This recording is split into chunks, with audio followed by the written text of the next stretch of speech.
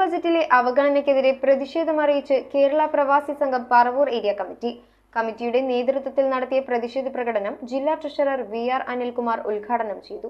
കേന്ദ്ര ഗവൺമെന്റ് പ്രവാസികളോട് അവഗണന കാണിക്കുന്നുവെന്നും കേരള മോഡൽ പ്രവാസി പദ്ധതികൾ ആവിഷ്കരിക്കുക, പ്രവാസി പുനരധിവാസ പദ്ധതി നടപ്പാക്കുക തുടങ്ങിയ ആവശ്യങ്ങൾ ഉന്നയിച്ചാണ് കേരള പ്രവാസി സംഘം പറവൂർ ഏരിയ കമ്മിറ്റിയുടെ നേതൃത്വത്തിൽ പ്രതിഷേധ പ്രകടനം നടത്തിയത്. ബജറ്റിനെതിരായി നടത്തിയ പ്രതിഷേധം ജില്ലാ ട്രഷറർ VR അനിൽകുമാർ ഉദ്ഘാടനം ചെയ്തു. വിദേശ രാജ്യത്തേക്ക് വരുന്ന ഒരാള് വിശേഷ ദിവസങ്ങളിൽ വെക്കേഷൻ സമയങ്ങളിലേക്ക് വരുമ്പോൾ ഒരു കൃത്യമായ കൃത്യനിഷ്ഠതയില്ലാതെ തോന്നുന്ന മാതിരിയുള്ള പ്ലെയിൻ ടിക്കറ്റിൻ്റെ വർധനകളാണ്.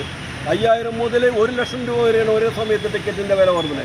ഈ വില വർധനയിലേക്ക് കേന്ദ്ര ഗവൺമെൻറ് ഒരു ബജറ്റ് അവതരിപ്പിച്ചുകൊണ്ട് അതിനൊരു സന്തുലിതാവസ്ഥ കൃത്യത ഒരുക്കണമെന്നും കേരള പ്രവാസി സംഘം ആവശ്യപ്പെടുന്നു. ജില്ലാ കമ്മിറ്റി അംഗം A. വത്സൻ അധ്യക്ഷനായി. ഏരിയ സെക്രട്ടറി വിചിത്രൻ V സ്വാഗതവും ഏരിയ പ്രസിഡന്റ് VK സുരേഷ് നന്ദിയും പറഞ്ഞു. D. വത്സൻ, VA റഹീം, PO ജോയ്, KP സുരേഷ് എന്നിവർ അഭിവാദ്യങ്ങൾ അർപ്പിച്ചു.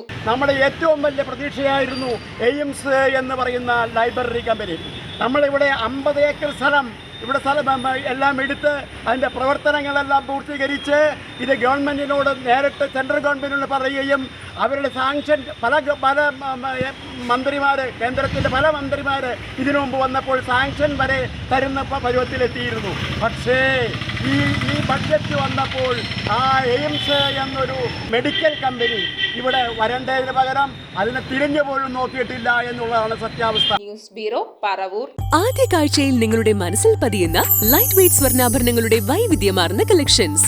250 മില്ലി മുതലുള്ള കുട്ടിവളകൾ, 1.5 ഗ്രാമിൽ തുടങ്ങുന്ന മാലകൾ, 2 ഗ്രാം മുതലുള്ള വലിയ വളകൾ. Aleena golden diamonds.